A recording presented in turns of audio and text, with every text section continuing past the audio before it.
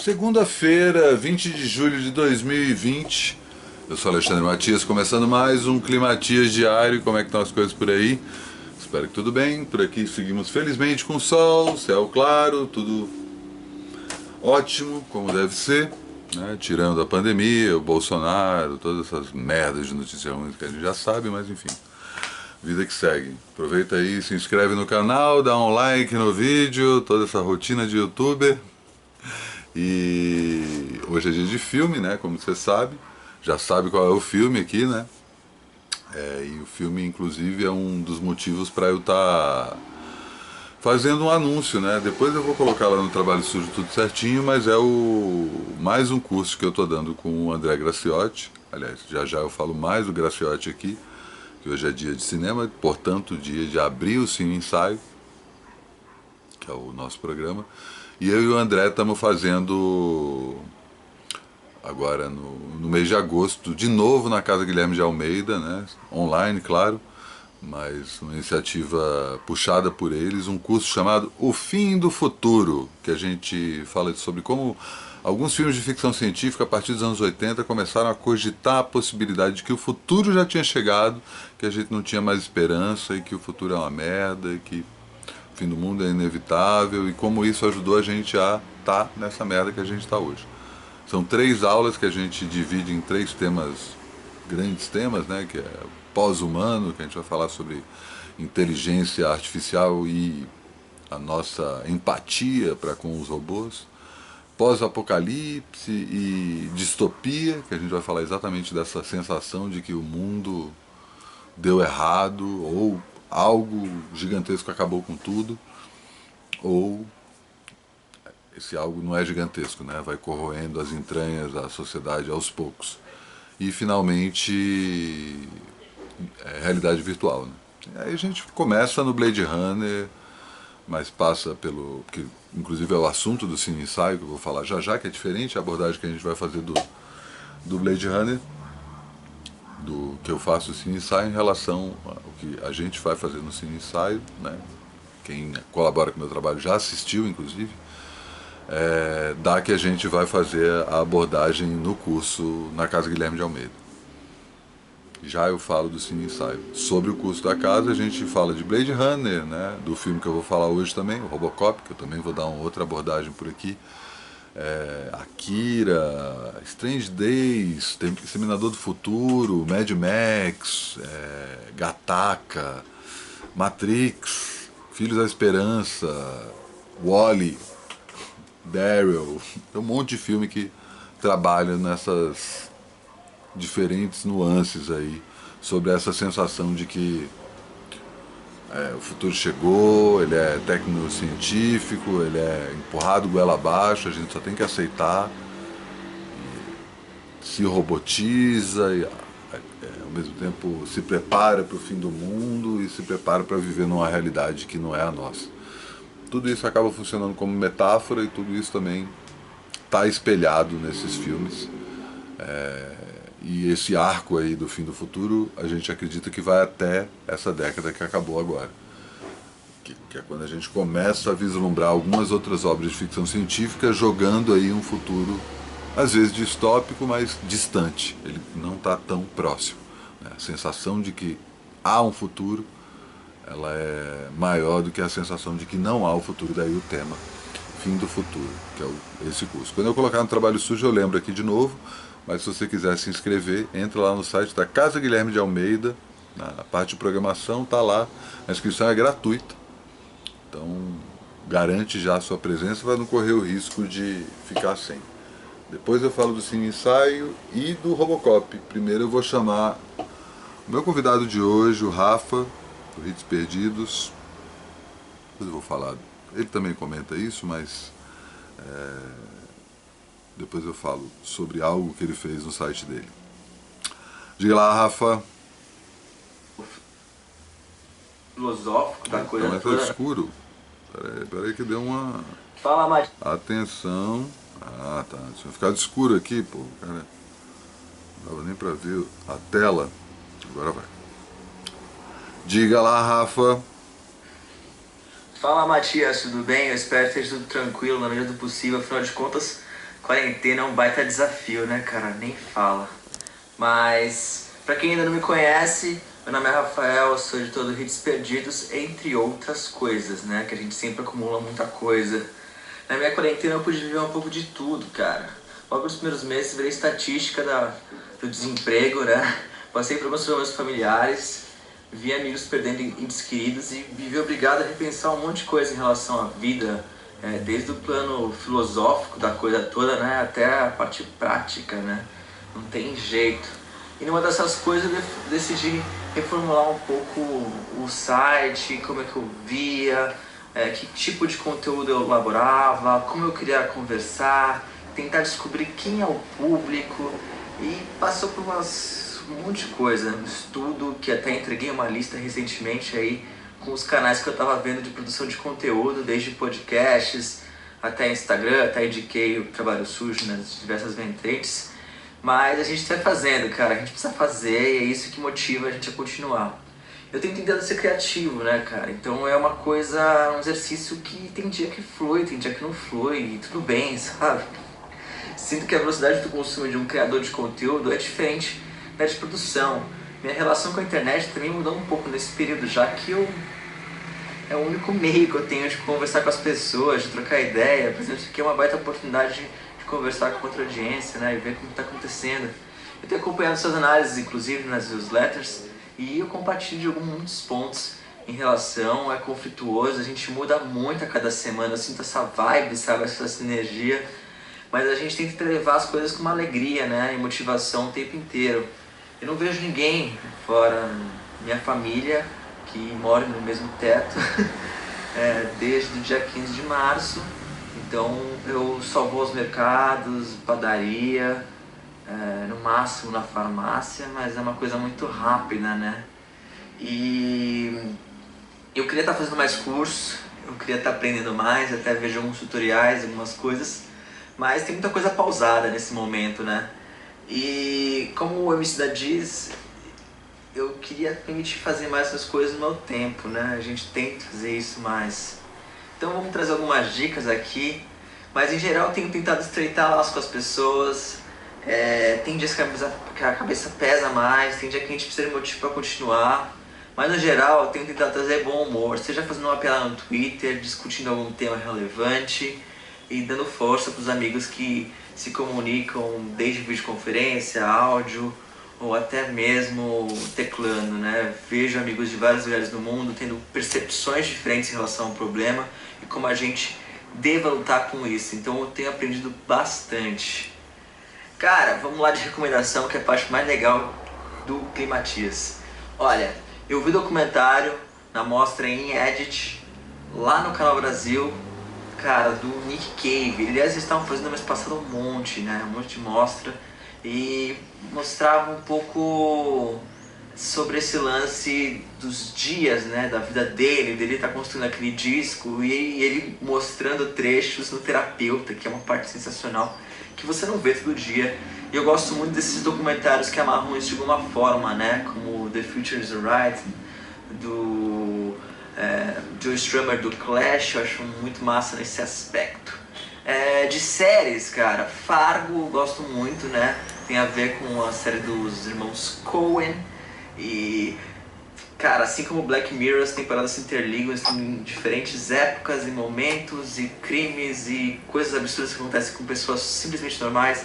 Eu acho muito massa. Uma série que eu gosto muito também é o Leftovers, que é sobre 3% da humanidade desaparece ao mesmo tempo. Tem explicação de guru, explicação científica, uma busca por razões que interligam muito com esse momento que a gente está vivendo de quarentena. Então acho que quem quiser ir para um aspecto assim vai gostar de ver Leftovers. Duas levinhas, né? Porque eu falei duas complexas. Alta Fidelidade, muito legal, a releitura tem muito mais a ver com nossos tempos. E Fleabag, muito legal também, que esse momento dos 30 anos e como a gente repensa a vida. Eu vou fazer 30 anos agora em setembro, então pra mim. De discos digitais, cara, eu tenho ouvido muito esse do Negro Léo que saiu agora na sexta-feira. Achei muito bom. Ele contestando esse lance do que é lacrar, mas sem, de certa forma, assumindo um papel como lacrador. Eu acho sensacional, muito bom. Saiu um box do Replacement também, muito massa, revisitando raridades, né, do Pleased to Meet Me, que é um álbum de 87, que eu gosto muito, banda favorita inclusive. E eu separei algumas coisas físicas para mostrar, vou mostrar bem rápido, porque eu acho que eu até estourei o tempo. Tem esse livro aqui, Bandit, ó, ele é do Body Osher, que ele mostra pra quem gosta de iconografia, cara. Então, tipo, explica, e tem entrevista com o cara que criou o logo dos Beatles, os Rolling Stones. E, cara, você passa horas aqui tranquilo, analisando e vendo como muda de estilo pra estilo.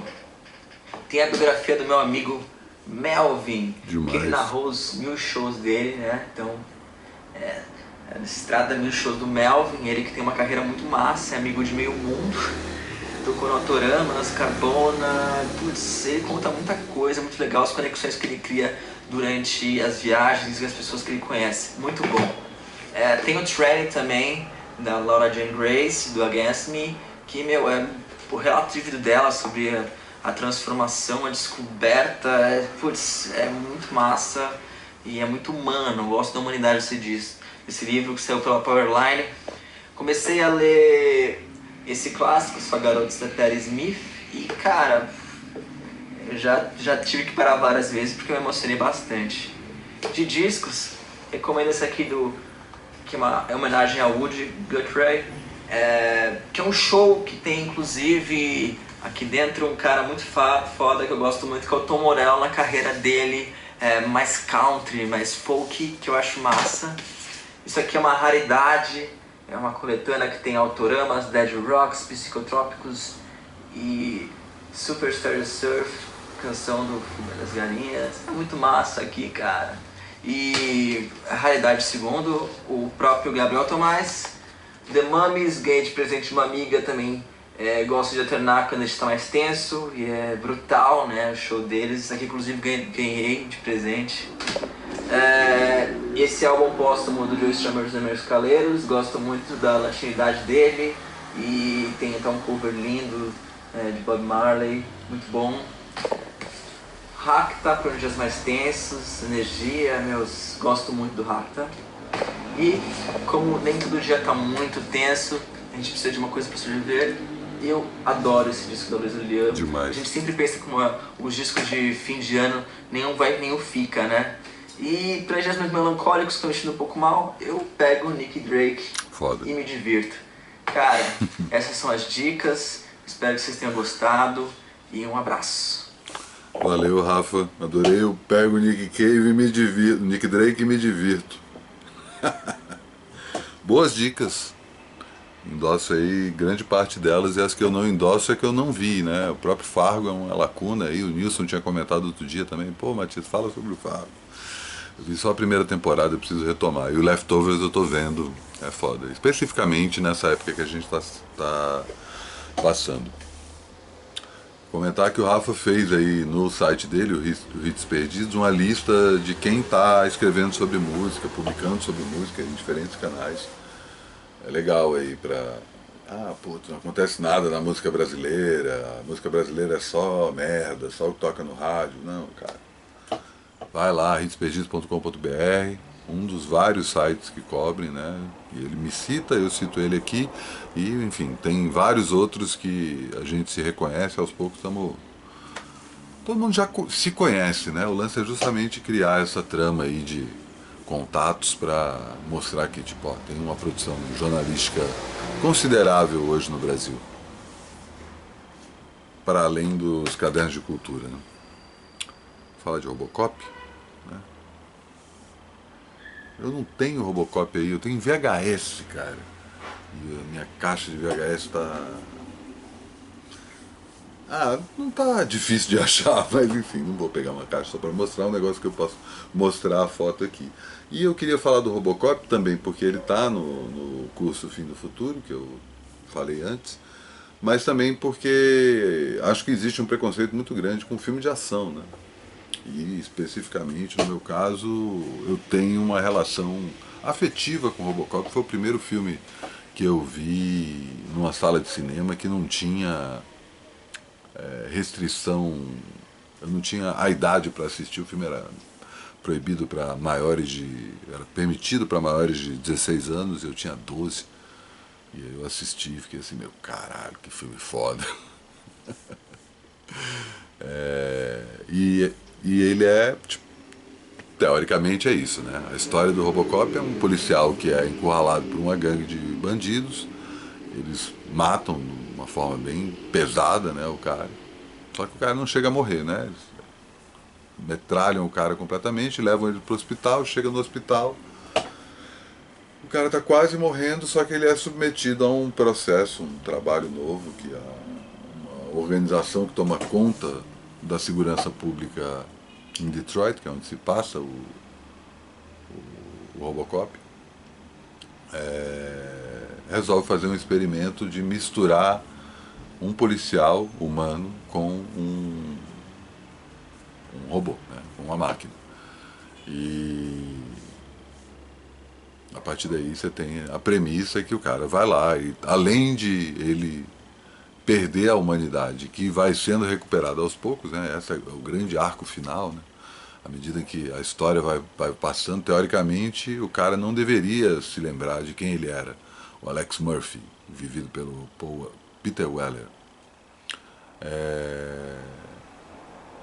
Tá muito bom, eu adoro esse ator, né? Depois ele vai fazer o Almoço Nu do Cronenberg, do Burroughs, dirigido. Ele faz o Burroughs, né? Como é que é o nome em português? Paixões e Segredos.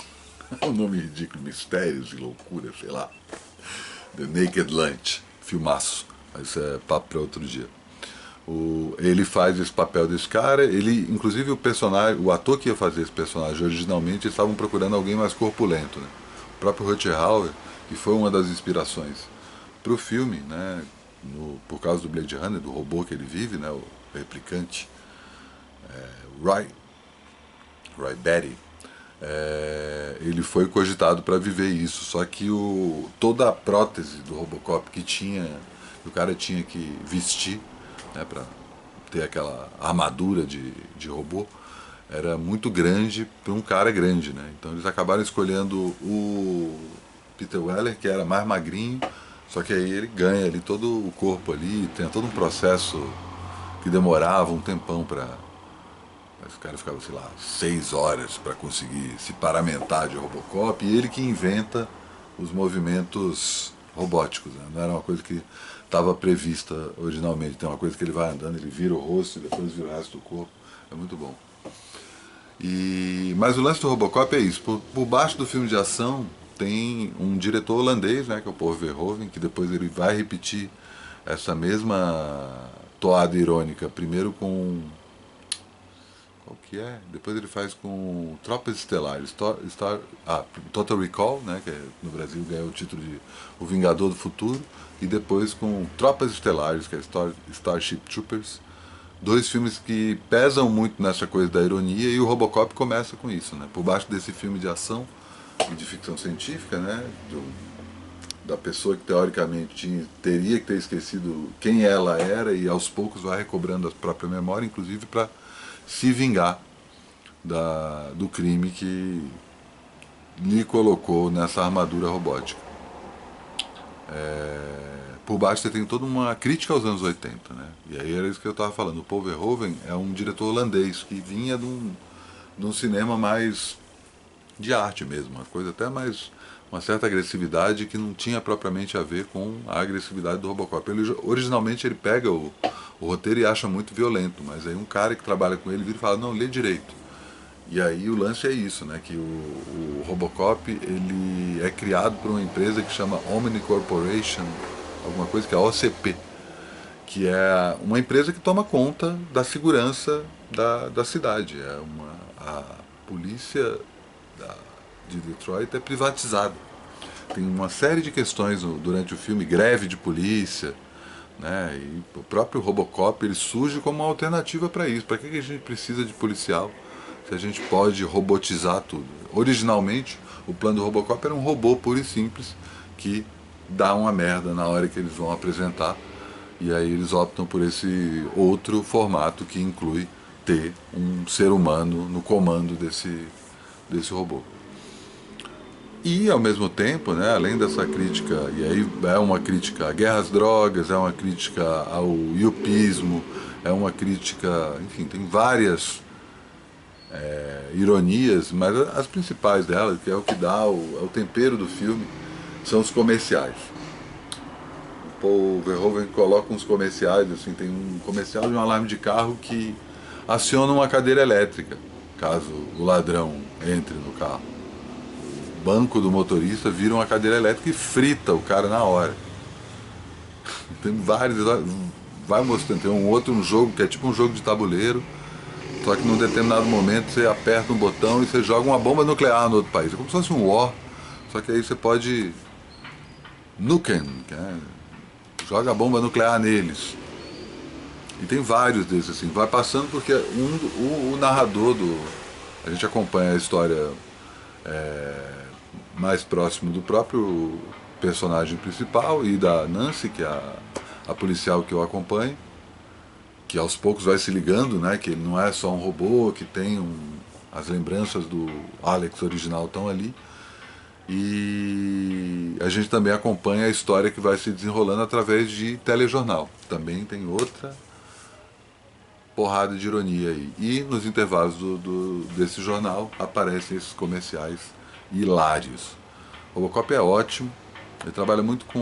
O próprio Verhoeven fala sobre como tem uma